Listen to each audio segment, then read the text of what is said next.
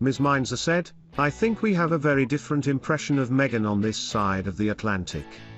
We admire the fact she's been incredibly outspoken about issues of gender, of race, of family. Right now, she's been very vocal about paid family leave, which is a very real issue in the US. She and Harry have made appearances on behalf of veterans here in the US." She continued, "They're greatly admired, they're considered very savvy and charismatic, very good at talking with the press, obviously.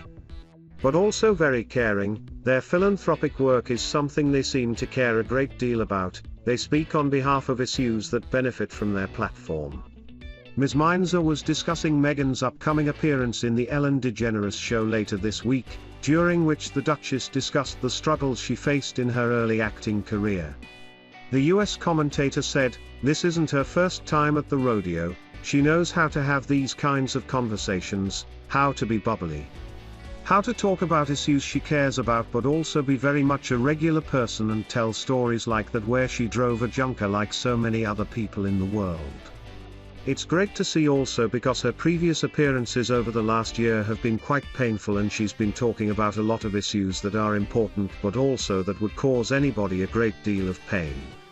The racism, the misogyny, and so on. So just to see her here, happy, bubbly is such a terrific treat." Meghan will be appearing on the Ellen Show on Thursday, 8 months after the Duchess appeared in a controversial sit-down with Oprah Winfrey which left the royal family in crisis. Ellen DeGeneres, who is a friend of the couple and lives near the Sussexes in Montecito, asked what Prince Harry loves about California. Meghan replied, "We're just happy." DeGeneres said of the Sussexes' 5-month-old daughter, Lili's now teething. Meghan put her hands to her mouth, saying anything to relieve that. Speaking on Sunrise, the panel discussed Meghan's latest battle with Associated Newspapers and its appeal process. The presenters remarked a lot of dirty laundry was being aired with Ms. Mollett invited to give the lowdown on events. She told the program, "Look, I think that there's a massive twist. I mean, some commentators are saying that this is really the end of Meghan's credibility." Radio presenter Christo Forfas appeared on Jeremy Vine on 5 and argued the Sussexes are allegedly losing their credibility day after day. Ms. Mollett continued, "So what's happened is we know that Mail on Sunday has challenged the court ruling that they breached her privacy. There's new text messages between her and her former communications secretary which show two things. One, that she contributed to the Finding Freedom book, and secondly that she asked her communications secretary to help her write the letter she wrote to her father, which is the basis of this case." Ms. Mollett added Meghan was concerned the letter would be leaked, so edited the language used to pull at the heartstrings if made public. The Australian reporter said it was very manipulative to write to her father knowing it may be made public. Ms. Mollett theorized Meghan TMS ratings were likely very low at the moment, and said it was not what the Queen would like to see as she rests due to health issues. Women's rights activist Dr. Shola Mos-Shogbamimu defended Meghan, and said it made zero difference to the privacy claim that she won. Writing in The Independent, she said, "The question in the latest faux outrage about Meghan is not whether she loses credibility for not informing the High Court that her former Comms Secretary, Jason Knauf, provided some information for the unauthorized biography, Finding Freedom, to authors Omid Scobie and Carolyn Durand, with her knowledge. No, the only question is whether this would have made a difference to the outcome of the privacy claim she won against Associated Newspapers Limited, publisher of the Mail on Sunday.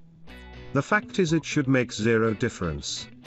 Associated Newspapers launched an appeal against the High Court TMS summary judgment on Meghan Markle TMS privacy case against them. It meant the case did not go to full trial, which would have allowed the publishers to get into the nuances of their case. However, during their appeal process, a former aide to the Sussexes, Jason Knauf, testified that he was given permission to brief the authors of Finding Freedom. The Sussexes have repeatedly stated they had nothing to do with the book and have tried to distance themselves from it. Mr. Knauf also showed messages which saw Meghan asking if she should edit her language in a letter written to her father, expecting it to be leaked. Associated newspapers claim Meghan wrote the letter accepting the public would read it and therefore had no issue of it being made public. Meghan apologized to the court following the testimony and claims she forgot about briefing her staff. Speaking to Sky News, Calvin Robinson said it was absolutely shocking that the couple continues to use their titles, despite being political. He said, "We saw, only this week, they were at an event and they introduced themselves as royalty. The royal family need to say, if you TMR going to be political, if you TMR going to keep selling yourselves to Netflix and Disney and all of the Hollywood industry, you need to take away the titles trademark. It TMS not just a British institution, it TMS a global institution.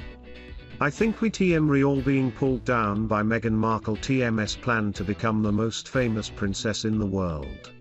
When Meghan and Harry stepped back from royal duties at the start of last year, the agreement with the Queen was that the couple would formally retain their titles but they would no longer use their HRH titles. Asked, should the couple use their royal titles for business or political purposes? 73% in the UK and 59% in the US said they should stop. However, in Britain, people were divided when asked whether the couple should be able to keep their titles. Almost half of UK respondents, 48%, believe the couple should be stripped of their titles compared to a third, 33%, in the US. Earlier this month, the Duchess of Sussex faced controversy after she used her royal title to sign off a letter to Congress, lobbying them for paid parental leave. In her overtly political letter, she said, "No family should have to choose between earning a living and having the freedom to take care of their child, or a loved one, or themselves, as we would see with a comprehensive paid leave plan. In taking care of your child, you take care of your community, and you take care of your country because when paid leave is a right, we TM creating a foundation that helps address mental health outcomes, health care costs, and economic strength at the starting line. Instead, as it stands now, we spend a fortune as a country paying into symptoms rather than causes. Paid leave should be a national right, rather than a patchwork option limited to those whose employers have policies in place, or those who live in one of the few states where a leave program exists. If we TMR going to create a new era of family-first policies, let TMS make sure that includes a strong paid leave program for every American that TMS guaranteed, accessible, and encouraged without stigma or penalty." She also drew criticism for using her royal title when making a series of cold calls to US politicians to lobby for the policy. Meanwhile, earlier in November, the 40-year-old royal was mocked on social media for introducing herself with her name and her title at a children's book reading. Introducing herself, she said, "I am Meghan, the Duchess of Sussex, and today I am going to read you my book called The Bench." However, the Duchess has defended her decision to lobby for paid parental leave, describing it as a humanitarian issue. Speaking at a New York Times event, she said, "There TMS certainly a precedent amongst my husband TMS family and the royal family of not having any involvement in politics but paid leave, from my standpoint, is a humanitarian issue. My husband has always said, with great privilege comes great responsibility, but even before I had any sort of privilege in my life, when my life and my lifestyle were very different, I always stood up for what TMS right," she added.